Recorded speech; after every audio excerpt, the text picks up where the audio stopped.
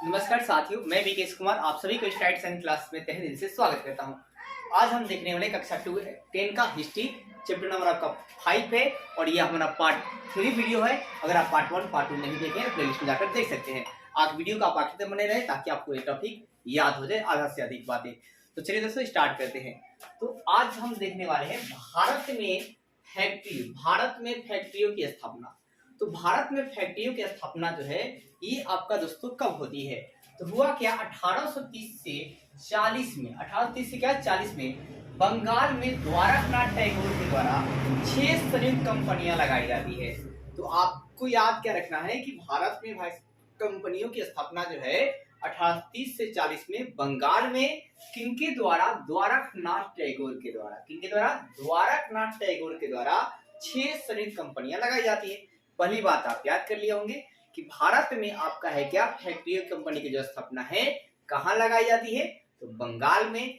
कब लगाई जाती है? 1830 से 40 के बीच। कितनी कंपनियां लगाई जाती है? 6 कंपनियां लगाई जाती है। तो आप पूरा लाइन भी याद रख सकते हैं कि भारत में आपका है क्या कि फैक्ट्रियों की कंपनियों की जो स्थापना है वो आपका कब होती है? 1830 से 40 के बीच। कितनी कंपनियों का? 6। कहाँ होती है? बंगाल में। किनके द्वारा होती है? तो द्वारकानाथ टैगोर के द्वारा होती है। तो 1830 से 40 में बंगाल में द्वारकानाथ टैगोर जी के द्वारा 6 संयुक्त कंपनी क्या कहती है इंडिया में लगाई जाती है ताकि रोजगार मिले। और सर्वप्रथम सूती मिल की नींव कब डाली जाती है? 1851 में। कहाँ डाली जाती है? बंबई में। ये पूछेगा भाई सर्वप्रथम सूती मिल की नींव जो है कब डाली गई? 1851 में और बंबई में। इंपोर्टेंट है, आप याद रखना। ये लाइन क्या है? इंपोर्टेंट है, ऑब्जेक्टिव। दूसरी बात 1854 में पहला कारखाना निर्माण जो है सूती मिल का ही कब किया गया? 1854 में। कौन किए? तो कवास जी नानाजी दभार। कौन किए? कवास जी नानाजी दभार। याद रखना, कवास जी नानाजी दभार। कवास नाना याद कर लीजिएगा, हो जाएगा कवास नानाजी। तो ये MVVI है ऑब्जेक्टिव आपका, MVVI। आप ये भी लगा लीजिएगा कि पहला सूती मिल का कारखाना जो है, पहला सूती कारखाना जो है वो कहाँ किया गया? तो दोस्तों आप याद रखना, पहला सूती कारखाना का निर्माण जो है 1854 में कौन किए? कवास जी नानाजी दम्भार किए थे। कहाँ किए थे? तो बंबई में। कहाँ किए थे? बंबई में। ये भी कहा दोस्तों बंबई में ही किए थे। तो मिल की नींव डाली कब गई? नींव कब डाली गई? 1851 में। निर्माण कब किया गया? तो 1854 में। नींव डाली गई 1851 में। निर्माण कब किया गया? तो 1854 में। और निर्माण कौन किए भाई साहब? तो कवासा जी नानाजी। कौन किए? कवासा जी नानाजी दभार में। फिर दोस्तों ये जो सूती मिल की ये जो चीज फेमस था ब्रिटेन में उसे मैनचेस्टर कहते थे। सूती वस्त्रों के लिए जो बहुत ज्यादा फेमस है उसे क्या कहते थे ब्रिटेन में? मैनचेस्टर कहते हैं। उसी प्रकार हमारे भारत का मैनचेस्टर को क्या कहा जाता है? कहाँ को कहता है? कानपुर को। किसको बोलते हैं? कानपुर को। तो उत्तर भारत का मैनचेस्टर किसे बोलते हैं? कानपुर को। दक्षिण भारत का मैनचेस्टर कोयम्बटूर को। उत्तर भारत का मैनचेस्टर कानपुर को। मैनचेस्टर मतलब तो बताया कि आप कहेंगे सूती वस्त्रों का क्या है? ये बहुत बड़ा क्या है, जहाँ बहुत अच्छी सूती वस्त्र मिलती है उसे मैनचेस्टर कहते हैं। और ब्रिटेन में सूती वस्त्र बहुत जहाँ अच्छा मिलता है उसे क्या बोलते हैं? मैनचेस्टर कहते हैं। उसी प्रकार उत्तर भारत का मैनचेस्टर किसे कहते हैं? तो कानपुर आप लगाएंगे।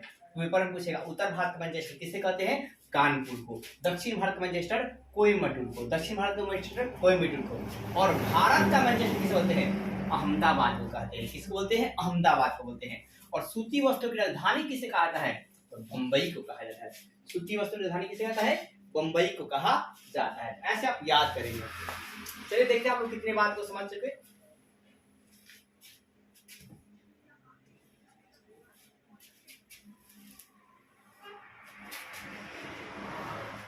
आप स्क्रीनशॉट पहले वीडियो को पहले कर ले लीजिएगा अपना।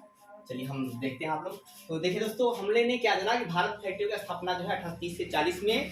और कौन करते हैं? तो नानाजी टैगोर। आप याद रखना, टैगोर करते हैं। कौन दोस्तों? टैगोर। ठीक है, द्वारकानाथ टैगोर। ठीक है। कितनी कंपनी लगाते हैं? 6 कंपनी लगाते हैं। और सर्वप्रथम सूती मिल की नींव कब डाली जाती है? 1851 में। कब लेती है? 1851 में। कहाँ डाली जाती है? बंबई में। कहाँ दोस्तों? बंबई में। लेकिन निर्माण कहाँ किया जाता है? तो बंबई में। लेकिन कब भाई? 1854 में। निर्माण कब होता है? 1854 में। इसी प्रकार हमने बताया कि बहुत VBI है कि पहला जो है कारखाना जो है कब होता है? 1854 में। क्या लगाता है? तो नानाजी का दभार। कौन सी? नानाजी का कवाज क्या? दभार। कवाज नानाजी दभार। नानाजी दभार याद रखना। और उत्तर भारत का मैनचेस्टर किसको बोलते हैं? उत्तर भारत का मैनचेस्टर कानपुर को बोलते हैं। किसको बोलते हैं? कानपुर को। और दक्षिण भारत का मैनचेस्टर किसे बोलते हैं? दक्षिण भारत का मैनचेस्टर कोयम्बटूर को। किसको बोलते हैं? कोयम्बटूर को। ठीक है, कोयम्बटूर कहते हैं। और भारत का मैनचेस्टर किसे कहते हैं? तो भारत का मैनचेस्टर अहमदाबाद को कहते हैं। वहीं पर भारत रहेगा तो अहमदाबाद, दक्षिण भारत रहेगा तो कोयम्बटूर, और उत्तर भारत रहेगा तो कोलकाता। उत्तर भारत का ऊपर वाला है कोलकाता, सॉरी कानपुर। ऊपर क्या है जी? कानपुर। और दक्षिण भारत रहेगा तो नीचे वाला भाई कोयम्बटूर। और सिर्फ भारत पूछेगा तो अहमदाबाद। और सूती वस्त्र की राजधानी क्या है? तो बम्बई है। क्या है? बम्बई है। तो ऐसा वीडियो 700 मिनट याद करेंगे आप दोस्तों। आगे देखेंगे दोस्तों 1854 से 80 के बीच, 1854 से 80 के बीच 30 कारखाने का निर्माण किया गया। कितने कारखाने का निर्माण किया गया? 30 कारखानों का निर्माण किया गया, जिसमें 13 वो पारसियों ने पारसी जाति के लोग लगाए। तो 1854 से 80 तक ले कितने कारखाना लगाए गए थे? 30 कारखाना लगाए थे। और इसमें 13 वो किस जाति के लोग लगाए थे? तो पारसियों ने लगाया था। किसने लगाया था? पारसियों ने लगाया था। अब एक और दोस्तों MVBI ऑब्जेक्टिव है आपके लिए। MVBI ऑब्जेक्टिव लगा दीजिएगा। बहुत ये पूछा गया 2023 के एग्जाम में सेकंड सिटिंग में कि स्वेज नहर को कब खोला गया? 1869 में खोला गया। कब खोला गया स्वेज नहर को? 1869 में खोला गया। ये VBI है, याद कर लीजिए। स्वेज नहर को कब खोला गया? 1869 में खोला गया। और आपका इसके सहायता से क्या हुआ दोस्तों? स्वेज नहर से क्या हुआ? इस सहायता से बंबई बंदरगाह पर इंग्लैंड से आने वाली सूती वस्त्रों का आयात क्या हो गया? बढ़ गया। तो आप कहेंगे स्वेज नहर कब खोला गया? 1869 में खोला गया। और इसके सहायता से क्या हुआ कि जो आपका बंबई बंदरगाह पर सूती, जो इंग्लैंड से सूती वस्त्र आता था, उस पर क्या हो गया? आयात क्या हो गया दोस्तों? बढ़ गया। इंग्लैंड से आने वाले सूती वस्त्र क्या हो गया? आयात क्या हो गया? बढ़ गया। बहुत सूती वस्त्र इंग्लैंड से क्या हो गई? भारत में आपके आने लगे। कहाँ भाई साहब? तो बंबई के बंदरगाह पर। बंदरगाह दोस्तों आपका ऐसा कहा जाता है, बंदरगाह एक ऐसा इलाका होता है जहाँ पर कपड़े सामान जो है सब कुछ उतरते हैं, उसे स्थान को बंदरगाह कहते हैं। ये समुद्री क्षेत्र के पास होता है। और इससे आपका बंदरगाह की सहायता से आपका क्या है कि मतलब आसानी से माल और ढोया जाता है। और नहरों की सहायता से जहाज जाती है। तो क्या सुना? स्वेज नहर को कब खोला गया? 1869 में खोला गया। और इसके सहायता से क्या? बंबई बंदरगाह पर इंग्लैंड से आने वाले सूती वस्त्रों का यार क्या हो गया? बढ़ गया। फिर 1880 से लेकर 95 तक, 1880 से लेकर 95 तक सूती मिलों की संख्या कितनी हो गई? 49। देखिए 54 से 80 तक ले, 54 से 80 तक ले में 30 को था, 13 को पारसी बनाए थे। और फिर 80 से लेकर 95 तक में कितना हो गया? 39 को, 9 को बढ़ गया। ठीक है। अब फिर 95 से लेकर 1914 तक, 95 से लेकर 1914 तक कितना हो गया? 144 हो गया। कितना हो गया दोस्तों? 144, मतलब बढ़ते गया। और जब बढ़ते गया तो ऐसे में भारतीय सूती के जो धागे थे उसका निर्यात जो है चीन में होने लगा। कहाँ होने लगा? चीन में होने लगा। ठीक है। तो आपने क्या देखा दोस्तों? आप इसका स्क्रीनशॉट ले लीजिए और फिर से एक बार पहले देख लीजिए आप कि 1854 से 80 में कितने कारखाने थे? 30 कारखाने थे। कितने पारसियों ने बनवाए थे? 13 को। अब स्वेज नहर कब खोला गया? 1869। ये तो VBI है, याद कर लीजिए। स्वेज नहर कब खोला गया? 1869 में खोला गया। और इसके सहायता से क्या? बंबई बंदरगाह पर जो है ना इंग्लैंड का वस्तु जो है ज्यादा आने लगा। और फिर 80 से 95 तक कितना खोला गया? 39 को।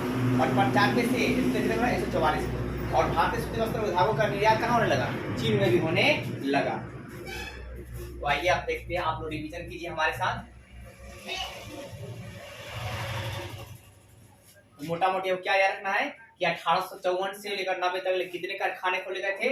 30 को कारखानों का निर्माण हुआ। इसमें पारसियों ने कितने बनाया? 13 को बनाया। स्वेज नहर को कब खोला गया? 1800 कब खोला गया? 1969 में खोला गया। आप भी मेरे साथ रिपीट कीजिए, कब खोला गया? 1869 में खोला गया। इसके सहायता से क्या हुआ? तो आपका हुआ क्या? बंबई बंदरगाह पर क्या हुआ दोस्तों? बंबई बंदरगाह से कहाँ सामान आता था? तो थी से कहां से? ब्रिटेन से। कहां से? ब्रिटेन से आयात क्या हो गया? बढ़ गया। ब्रिटेन बहुत ज्यादा लेकर सामान लेकर आ रहा था। फिर 1880 से लेकर 95 तक सूती मिलों की संख्या कितनी हो गई? तो हमने कहा यहाँ 30 को है, एगो 9 को बढ़ा दीजिएगा तो कितना हो गया? 39 को। कितना हो गया? 39 को। अब फिर 95 से 14 तक, 1914 तक कितना हो गया दोस्तों? तो कितना हो गया? आप यार लगे कितना हो गया? तो 144। एक बात कर दूं, 1914 में कौन सा वर्ल्ड वार स्टार्ट हुआ था? कमेंट करके बताइए आप दोस्तों। 1914 में कौन सा वर्ल्ड वार स्टार्ट हुआ था? कमेंट करके बताइए। और फिर भारतीय सूती उद्योगों का निर्यात जो है किसमें होने लगा, तो चीन में होने लगा। किसमें होने लगा, चीन में। ऐसे मेरे साथ आप जो है याद भी कर सकते हैं, चीजों को समझ भी सकते हैं। अब आगे क्या हो दोस्तों, पहली जूट मिल की आपका है क्या स्थापना कहाँ हुई, पहली जूट मिल की स्थापना जो है कब हुई था, 1917 में। कब हुआ था, 1917 में हुआ था। और चंपारण आंदोलन में कब हुआ था, 1917 में। आप बातों को याद करते चलिए। तो पहली जूट मिल की स्थापना कब हुई, 1917 में। चंपारण आंदोलन भी कब हुआ था, 1917 में। कहाँ हुआ था, बिहार में। कौन के थे, गांधी जी के थे। फिर आप कहें दोस्तों 1917 में तो ये हुआ, पहली जूट मिल की स्थापना कहाँ हुई, तो कलकत्ता में हुई। 1917 में हुई। किसने करवाया, तो मरवारी एक थे, ठीक है, मतलब मरवारी आप बोल सकते, मतलब व्यवसाय करने वाले थे, ठीक है, हुकुमचंद। कौन, किसने जी, हुकुमचंद ने। तो पहली जूट मिल की स्थापना 1917 में कलकत्ता में हुआ भाई, मरवारी हुकुमचंद ने किया था। कौन के थे, मरवारी हुकुमचंद के थे। फिर 1917 के बाद याद रखिएगा 1918 में बिरला ब्रदर्स की स्थापना हुई थी। बिरला ब्रदर्स की स्थापना कब हुई, तो 1918 में। बिरला ब्रदर्स की स्थापना कब हुई, 1918 में। फिर 1918 के बाद एक साल बाद 1919 याद रखिए, बिरला जूट कंपनी कब आई, बिरला जूट कंपनी आई। बिरला ब्रदर्स की स्थापना 1918, ब्रदर्स जो है 18 में, ब्रदर्स 18, ब्रदर्स 18, जुट जो है 19, जुट जो है 19। फिर 1920 में एक साल बाद 1920 में ग्वालियर में क्या हुआ, ग्वालियर में जियाजी राव, इसमें दोस्तों जियाजी राव ने सूती कारखाना खोला। तो पूछ लिया जाएगा 1920 में ग्वालियर में किसने सूती कारखाना खोला था, तो जियाजी राव ने। किसने खोला था, जियाजी राव ने खोला था। किसने खोला था, जियाजी राव ने खोला था।